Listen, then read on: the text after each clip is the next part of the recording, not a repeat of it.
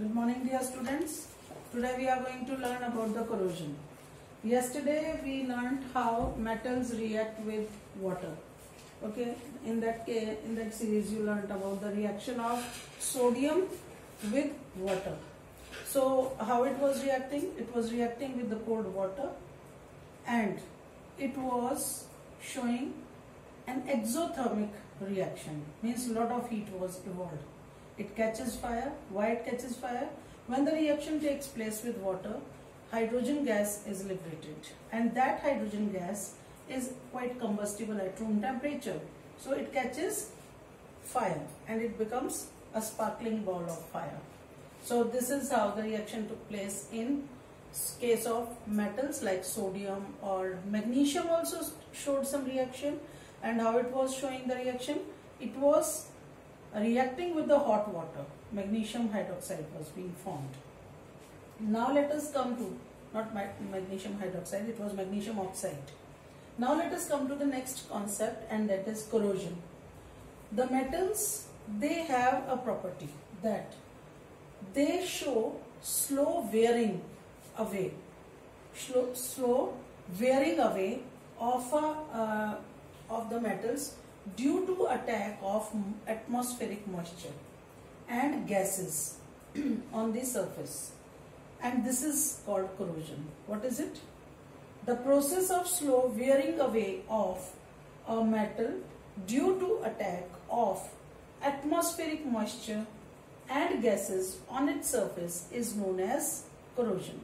Okay. The most commonly seen corrosion is corrosion of iron, and we call it rusting of iron. Rusting of iron. Examples of corrosion. Number 1, rusting, R-U-S-T-I-N-G, of iron. Okay. The iron objects, when they come in contact with atmospheric gases, and which gas? It is moisture, or it is the water in gaseous form or vapors. Okay, when it is in the air, what will happen? It is going to react with the iron substance, with the iron article, whatever is the thing that is made up of iron. Let it be a rod, let it be a chain, or any other article, statues, or whatever the nut bolts or gates. Like main gates we have in our house is made up of very huge gates made up of iron. So in that you might have seen that some particular parts, they get a deposition, or it's a flaky substance is present on it. Okay. So when iron reacts with water present in the air in the form of gases, it produces a brown flaky substance called rust. Rusting of iron leads to the formation of rust. And what is it? It is a brown flaky flakes. It gets removed in the form of flakes. Brown flaky, or it can be powdery substance. We call it rust. Okay. Now what is the formula of rust? Very important. You are going to study in higher classes also, in 10th class also. The chemical formula is Fe2O3 dot NH2O.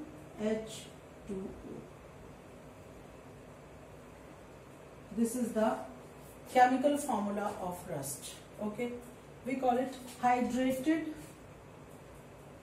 The formula, the name is hydrated, what do we call it? Hydrated ferric oxide. What is it called? Hydrated ferric oxide. Okay. Now the reaction, how it will take place? The reaction goes on like iron, Fe. It reacts with the atmospheric vapors, the water that is present in the gaseous form, or the vapors, and the reaction takes place. And this undesirable change that is taking place, undesirable, why I am saying undesirable? because we do not require it. We do not desire that our rust should deposit on the iron object. Okay, because it is going to weaken the iron object. Okay, it gets weakened. The iron object gets weakened because the layer or the flakes, they get removed, and when the layer is removing, it means it is weakening the object. You might have seen some things which are being weakened by rust. You can imagine that how it happens. Like you bring a new bicycle or something like this, your things which you like most. The children, they like bicycle most. Okay, on that there is a steel covering. So somehow there is some kind of mechanically damage takes place. That silvery shine that is present on the bicycle, it gets removed, and then the story begins. What happens? Inside there are the iron that is being covered, that was being protected by that silvery shine metal. We call it chromium, or it may be zinc. When that is removed, then the atmospheric gases or the vapor starts attacking the iron part of that bicycle, and then it will corrode. This is called rusting. Okay, you have seen on your like main gates or somewhere the screws or something like this which are made up of iron, they start showing the rusting. So this is called hydrated ferric oxide. We call it hydrated ferric oxide, or we also we call it iron 3. This is the valency, iron 3 oxide. Okay, we call it hydrated ferric oxide. Hydrated because there are N molecules of water present inside this. So hydrated ferric oxide or iron 3 oxide. So how to prevent rusting? It's not new to you. You have learnt in every class, I think, how to prevent rusting. How we can avoid that our iron objects are not affected by the atmospheric moisture. So prevention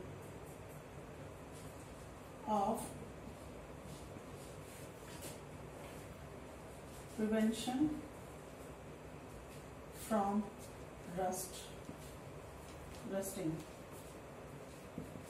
Okay, so first is oiling.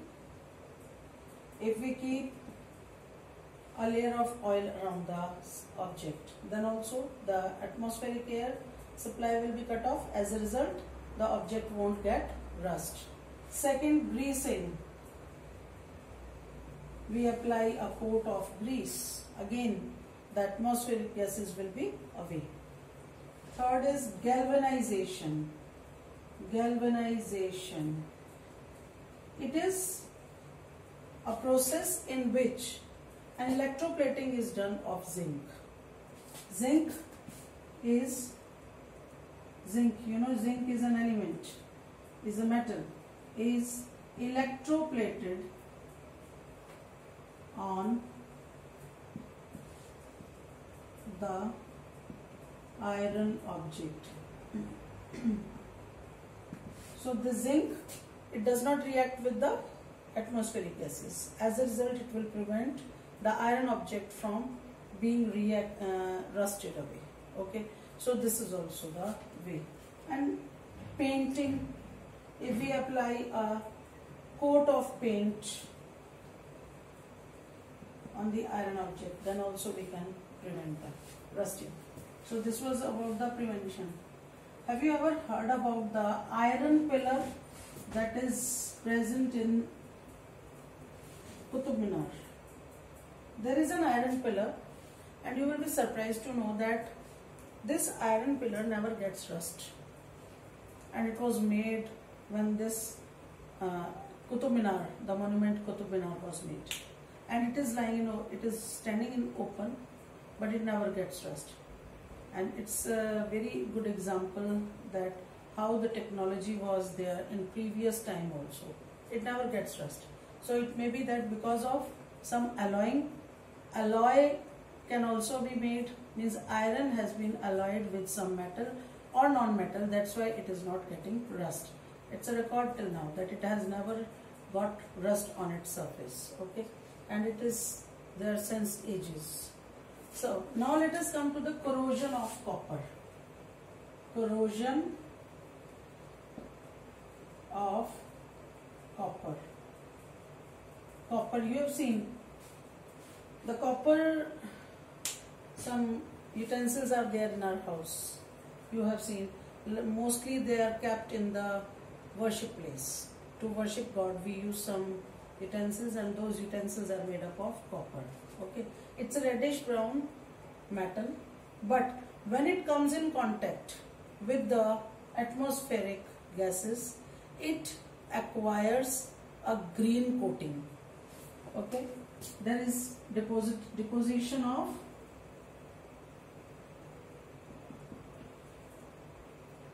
layer which is green in color. Green layer deposits on it. Okay, now what is this? Actually what is happening, the copper symbol is Cu. It reacts with water and CO2 present in the air and O2. The reaction takes place and what are formed? CuOH whole twice plus CuCO3. CuCO3. This is called copper hydroxide,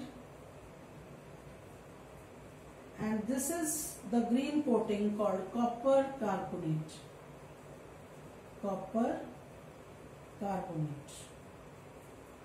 This is the green coating that is seen on the copper article.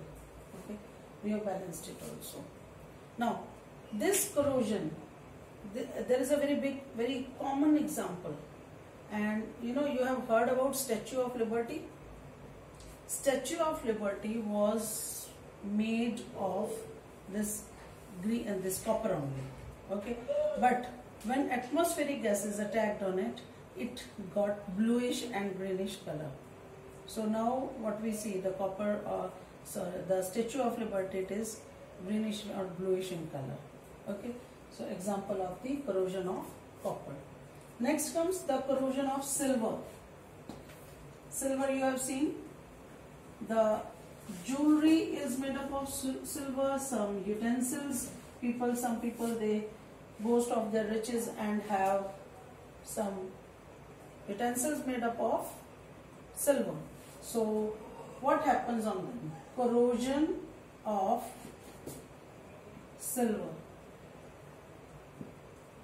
Though silver is it's a metal which does not get easily any kind of corrosion, but even then it reacts with the sulfide, hydrogen sulfide gas present in the air. Okay, and acquires a black color on its surface, and a layer of black color is deposited on the surface of the silver objects and loses its luster. You have seen silver is lustrous, and this is the reason that it is being used in the formation of the jewelry. So this jewelry becomes sometimes black in color. The anklet that is worn by a mother, or maybe some ring, they become black in color. Why? Because silver reacts with hydrogen sulfide. Hydrogen, Hydrogen, sulfide. It's a gas present in the atmosphere. Now when it reacts with this gas, what happens? A black color substance is formed. We call it silver sulfide.